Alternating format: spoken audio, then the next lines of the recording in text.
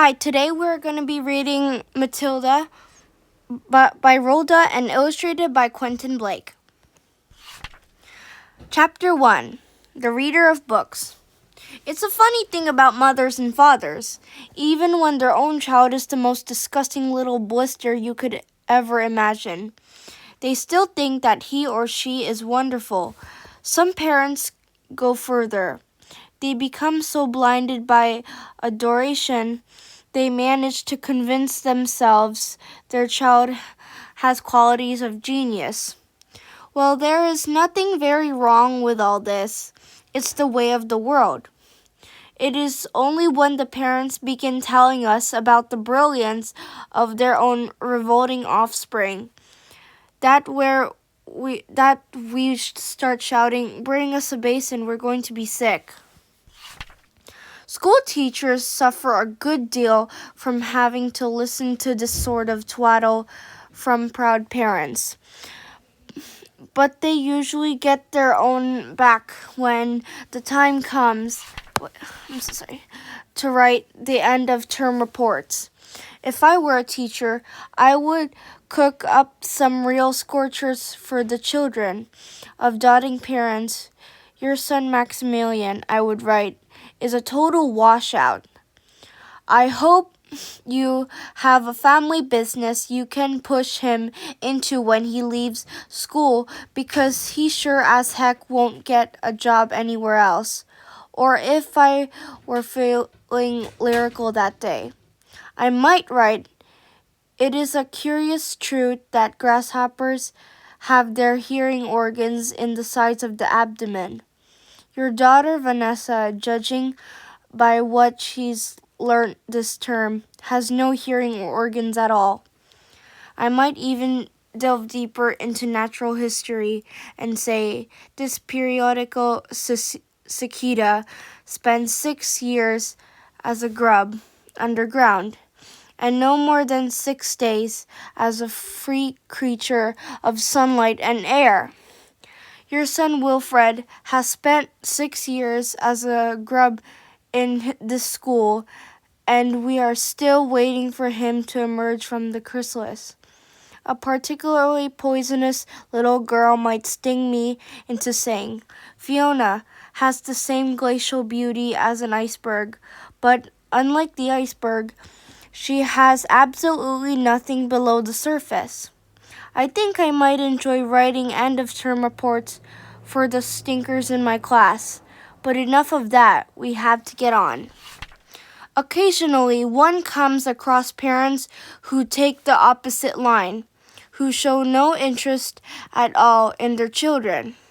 And these, of course, are far worse than the doting ones. Mr. and Mrs. Wormwood were two such parents. They had a son called Michael and a daughter called Matilda, and the parents looked upon Matilda in particular as nothing more than a scab. A scab is something you have to put up with until the time comes when you can pick it off and flick it away. Mr. and Mrs. Wormwood looked forward enormously to the time when they could pick their little daughter off and flick her away, preferably into the next country or even further than that. It is bad enough when parents treat ordinary children as though they were scabs and bunions. But it becomes somehow a lot worse when the child in question is extraordinary. And by that, I mean sensitive and brilliant. Matilda was both of these things. But above all, she was brilliant. Her mind was so nimble, and she was so quick to learn, that her ability should have been obvious even to the most half-witted of parents. But Mr. and Mrs. Wormwood were both so gormless and so wrapped up in their own silly little lives that they failed to notice anything unusual about their daughter. To tell the truth, I doubt they would have noticed had she crawled into the house with a broken leg. Matilda's brother, Michael, was a perfectly normal boy. But the sister, as I said, was something to make your eyes pop. By the age of 1.5, her speech was perfect, and she knew as many words as most grown-ups. The parents, instead of applauding her, called her a noisy chatterbox and told her sharply that small girls should be seen and not heard. By the time she was 3, Matilda had taught herself to read by studying newspapers and magazines that lay around the house. At the age of 4, she could read fast and well, and she naturally began hankering after books. The only book in the whole of this enlightened household was something called Easy Cooking, belonging to her mother. And when she had read this from cover to cover, she had learned all the recipes by heart. She decided she wanted something more interesting. What a smart girl. "Daddy," she said, "do you think you could buy me a book?" "A book?" he said. "What do you want a flaming book for?" "To read, Daddy." "What's wrong with the telly, for heaven's sake? We've got a lovely telly with a 12-inch screen, and now you come asking for a book? You're getting spoiled, my girl." Never every weekend afternoon, Matilda was left alone in the house. Her brother, 5 years older than her, went to school. Her father went to work, and her mother went out playing bingo in a town 8 miles away. Mrs. Wormwood was hooked on bingo and played it 5 afternoons a week. On the afternoon of the day when her father had refused to buy her a book, Matilda set out all by herself to walk to the public library in the village. When she arrived, she introduced herself to the librarian, Mrs. Phelps. She asked if she might sit a while and read a book. Mrs. Phelps, slightly taken aback at the arrival of such a tiny girl, unaccompanied by a parent, nevertheless told her she was very welcome. Where are the children's books, please?" Matilda asked. "They're right over there on those lower shelves," Mrs. Phelps told her. "Would you like me to help you find a nice one with lots of pictures in it?" "No, thank you, Matilda. I'm sure I can manage." From then on, every afternoon, as soon as her mother had left for bingo, Matilda would toddle down to the library. The walk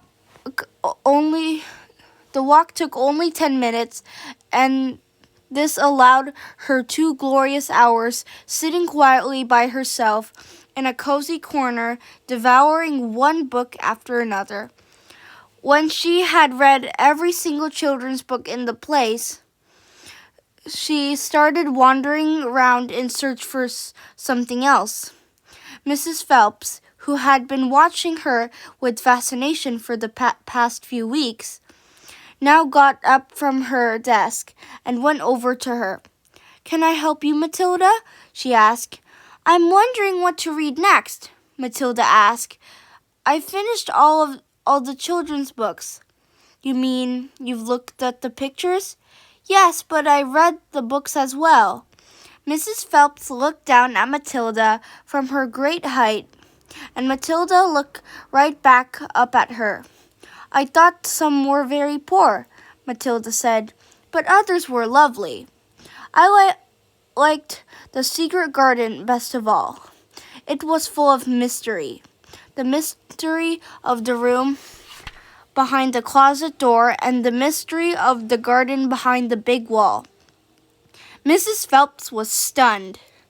"Exactly how old are you, Matilda?" she asked. 4 years and 3 months, Matilda said. Mrs. Phelps was more stunned than ever, but she had the sense not to show it. "What sort of book would you like to read next?" she asked. Matilda said, I would like a really good one that grown-ups read. A famous one. I don't know any names.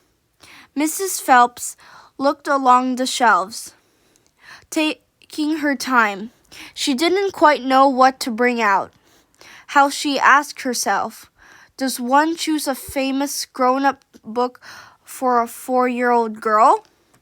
Her first thought was to pick a young teenager's romance of the kind that is written for 15-year-old schoolgirls. But for some reason, she found herself instinctively walking past that particular shelf. Try this, she said at last. It's very famous and very good. If it's too long for you, just let me know and I'll find something shorter and a bit easier. Great Expectations, Matilda read, by Charles Dickens. I'd love to try it. I must be mad, Mrs. Phelps told herself. But to Matilda, she said, of course you may try it.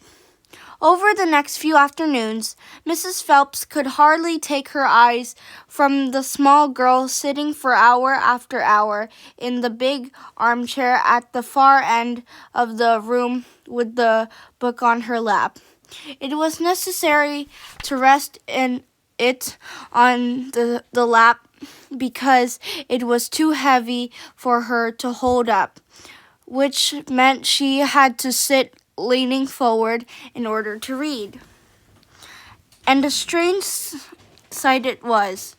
This tiny dark-haired person sitting there with her feet nowhere near touching the floor, totally absorbed in the wonderful adventures of Pip and old Miss Havisham and her cobwebbed house, and by the spell of magic that Dickens, the great storyteller, had woven with his words. The only movement from the reader was lifting of the hand every now and then to turn over a page. And Mrs. Phelps always felt sad when the time came for her to cross the floor and say, "It's 10 to 5, Matilda." During the first week of Matilda's visits, Mrs. Phelps had said to her, "Does your mother walk you down here every day and then take you home?" "My mother goes to Aylesbury every afternoon to play bingo," Matilda had said. "She doesn't know I come here." "But that's surely not right," Mrs. Phelps said. "I think you'd better ask her." "I'd rather not," Matilda said. "She doesn't encourage reading books, nor does my father." "But what do they expect you to do every afternoon in an empty house?" "Just mooch around and watch the telly." "I see. She doesn't really care what I do," Matilda said a little sadly. Mrs. Phelps was concerned about the child's safety on the walk through the fairly busy village high street and the crossing of the road, but she decided not to interfere. Within a week, Matilda had finished Great Expectations, which in that edition contained 411 pages. "I loved it," she said to Mrs. Phelps. "Has Mr. Dickens written any others?" "A great number," said the astounded Mrs. Phelps. "Shall I choose you another?" Over the next 6 months, under Mrs. Phelps' watchful and compassionate eye, Matilda read the following books: Nicholas Nickleby by Charles Dickens, Oliver Twist by Charles Dickens, Jane Eyre by Charlotte Bronte, Pride and Prejudice by Jane Austen, Tess of the Ubervilles by Thomas Hardy, Gone to Earth by Mary Webb, Kim by Rudyard Kipling, The Invisible Man by H.G. Wells, The Old Man and the Sea by Ernest Hemingway, The Sound of the Fury, William Faulkner, The Grapes of Wrath by John Steinbeck, The Good Companions by J.B. Priestley, A Brighton Rock by Graham Greene, Animal Farm by George Orwell. It was a formidable list, and by now Mrs. Phelps was filled with wonder and excitement. But it was probably a good thing that she did not allow herself to be completely carried away by it all. Almost anyone else witnessing the achievements of this small child would have been tempted to make a great fuss and shout the news all over the village and beyond. But not so Mrs. Phelps. She was someone who minded her own business and had long since discovered it was seldom worthwhile to interfere with other people's children. Mrs. Hemingway says a lot of things, and I don't understand, Matilda said to her, especially about men and women, but I loved it all the same. The way he tells it, I feel I am right here on the spot watching it all happen. A fine writer will always make you feel that, Mrs. Phelps said, and don't worry about the bits you can't understand. Sit back and allow the words to wash around you like music. I will. Did you know, Mrs. Phelps said, that public libraries like this allow you to borrow books and take them home? I didn't know that, Matilda said. Could I do it? Of course, Mrs. Phelps said. When you have chosen the book you want, bring it to me so I can make a note of it, and it's yours for 2 weeks. You can take more than one if you wish. From then on, Matilda would visit the library only once a week in order to take out new books and return the old ones. Her own small bedroom now became her reading room, and there she would sit and read most afternoons, often with a mug of hot chocolate beside her. She was not quite tall enough to reach things around the kitchen, but she kept a small box in the outhouse, which she brought in and stood on in order to get whatever she wanted. Mostly it was hot chocolate she made, warming the milk in a saucepan on the stove before mixing it. Occasionally she made Bovril or Ovaltine. It was pleasant to take a hot drink up to her room and have it beside her as she sat in her silent room reading in the empty house in the afternoons. The books transported her into new worlds and introduced her to amazing people who lived exciting lives. She went on olden day sailing ships with Joseph Conrad. She went to Africa with Ernest Hemingway and to India with Rudyard Kipling.